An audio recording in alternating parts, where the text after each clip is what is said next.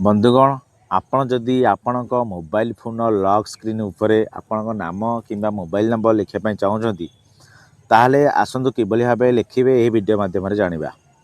प्रथमे आपणक mobile setting open करने। Setting open करने पर सर्च बार सर्च करेंगे ऑलवेज लिखि सर्च करने पर देखो ये आपन को एक इंटरफेस शो कर ऑलवेज ऑन डिस्प्ले। आपड़ तापर क्लिक करेंगे। ऑलवेज ऑन डिस्प्ले पर क्लिक कलापर ऑलवेज ऑन डिस्प्ले को अनेबल करने। अनेबल कला देखो सभा से तल को आसवे। ये आपको विभिन्न प्रकार फोटो कैनवास विभिन्न प्रकार इमोजी आपको शो कर आपण इमध्य कौन टी बाछी आपण लॉक स्क्रीन पर लगे पारे। जेहेतु आम नाम कि मोबाइल नंबर लिखि रखा तेणु देखो ये आप तले टेक्स्ट ऑप्शन आसो। टेक्स्ट ऑप्शन पर क्लिक करेंगे। क्लिक कलार देखो ये आपन नाम कि मोबाइल नंबर आप जहाँ भी चाहते आप लिखिपारे। अन्य किसी चाहिए आप लिखि रखिपारे।